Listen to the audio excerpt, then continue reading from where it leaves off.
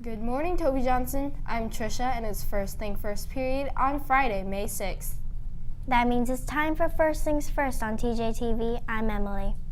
All 8th grade boys interested in playing freshman football next year at Franklin High School need to grab a flyer out of the wall pockets in the student store for a mandatory parent meeting. The meeting is scheduled for May 12th at 6 o'clock p.m. at Franklin High School in the small gym. For more information, please see Mr. Tomlinson in the PE offices. The student store will not be open during lunch today due to spring fair ticket sales. You must have your waiver form turned in to purchase a $5 inflatables wristband. If you have already turned in your form, you must have your ID. You do not need your ID if you're only purchasing tickets. To help speed up the lines, please have your money out and unfolded. 8th graders, if you are planning to go to the promotion dance, tickets go on sale on Monday. They will be $5 with an ASB sticker, $6 without an ASB sticker, and $7 the day of the dance. Now let's go to Katie for today's TDIH. This day in history. First on this day in 1994, in a ceremony presided over by England's Queen Elizabeth II and French President François Mitterrand, a rail tunnel under the English Channel was officially opened, connecting Britain and the European mainland for the first time since the Ice Age. Next on this day in 1937, the German airship Hindenburg, the largest dirigible ever built, explodes as it arrives in Lakehurst, New Jersey. 36 people died in the Fury accident that has since become iconic, in part of the live radio broadcast of the disaster. Also on this day in 1954, in Oxford, England, 25-year-old medical student Roger Bannister cracks track and field's most notorious barrier, the 4-minute mile. Bannister, who was running for the Amateur Athletic Association against his alma mater, Oxford University, won the mile race with a time of 3 minutes and 59.4 seconds. Finally, on this day in 1942, U.S. Lieutenant General Jonathan Wainwright surrenders all U.S. troops in the Philippines to the Japanese. The island of Corregidor remained the last Allied stronghold in the Philippines after the Japanese victory at Bataan, from which General Wainwright had managed to flee to Corregidor. That's it for me. I'm Katie reporting for TJTV. Now back to you. Thanks, Katie. A biotech company in the U.S. has been granted ethical permission by an institutional review board in the U.S. and India to use 20 brain-dead patients for what is sure to be a highly controversial study. From next year, they plan to stimulate their nervous systems in order to restart the brains. The team will test a combination of therapies on the participants who have been medically certified as being brain dead and are only kept from decomposing by life support machines. Injecting the brain with stem cells, giving the spinal cord infusions of beneficial chemicals, and nerve stimulation techniques, which have been shown to bring people out of comas, will all be tried out. After each therapy has been administered, the team will monitor the brain activity of the participants for several months, hoping to look for signs of neurological reactivation. Their focus will be on the upper spinal cord, which is the lowermost part of the brainstem that controls a person's cardiorespiratory functions, breathing and a beating heart essentially. If this groundbreaking project is successful, it may lead to the ability to bring this type of patient back from the dead. Hey Emily, do you know what time it is? I think it's time to talk. Sports Talk.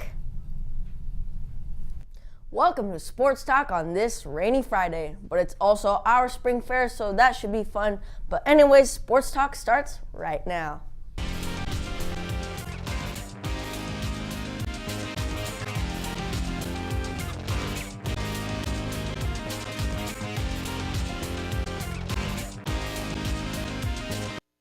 Kicking off May 6th with Toby's track meet that took place yesterday. Jordan Lim won in the 7th grade boys hurdles. And Samantha Tam won in the 8th grade girls hurdles. Ryan Ishibashi and Jordan Lim jumped 5 feet for the high jump. Isaac Negrete received 3rd place in the 8th grade boys mile with a time of 5 minutes and 44 seconds. and Alex Baldacchino got first for the 8th grade girls mile. Our 4x1 relay teams dominated the track meet. The 7th grade boys 4x1 relay team took first. The 7th grade girls took first in their 4x1 relay.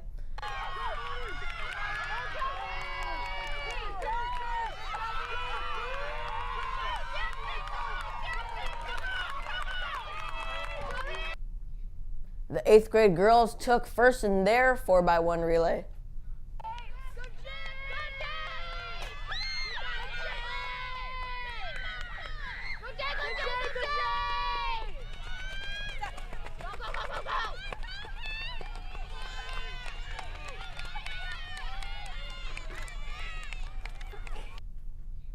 The 8th grade boys took first in their 4x1 relay.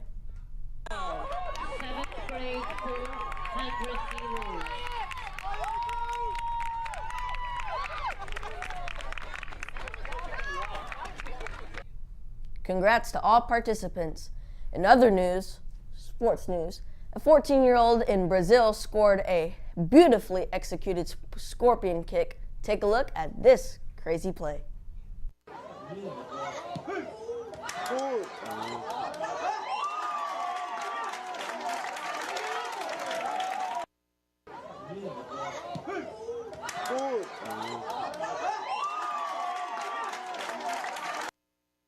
That video is going viral everywhere in the web. Don't be surprised if you see him down the road playing in the pros. Well, that's it for me. I'll see you next time when we can talk sports talk. Thanks, Denzin.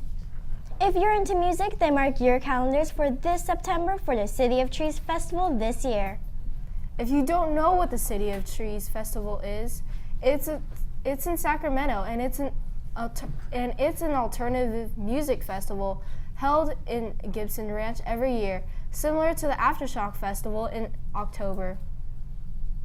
Just recently, they released the band set list for this September, which got excited. The bands include the pop-punk band Weezer, the raw punk band The Rebel Light, and even the theatrical emo punk band Panic at the Disco. The tickets will be going on sale soon, so make sure to save your money.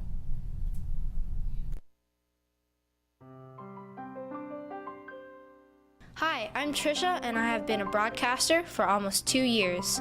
I started at the beginning of 7th grade when I first got a glimpse of TJTV. I instantly knew what I wanted to do. So I joined TJTV, and the first week I was elated, but also tired. I had never woken up at 6 before, except for a few days, so I really had to readjust my schedule. However, I was happy that I was able to be a part of the news team at Toby Johnson. Slowly, I learned how to create news packages, worked on all jobs, and generally increased my social skills.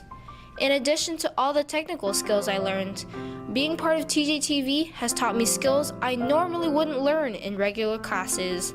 I learned how to project my voice, speak expressively, smile while speaking, and how to boost my confidence and talk to adults.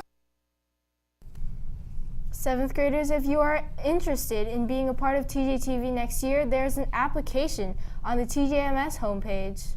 If you need any help or if you don't have access to a computer, please see Mrs. LaChapelle in MC9. Applications are due no later than Wednesday, May 18th. Now let's go to Armando for emotional weather.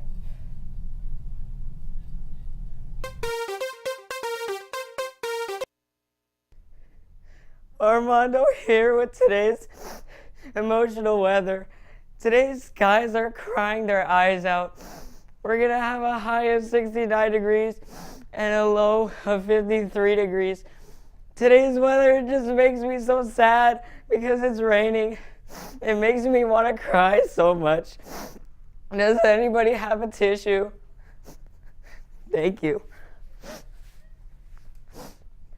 Wait, it looks like it's supposed to clear up later. That just makes me so happy. Now my Spam Musubi at the spring fair won't get wet.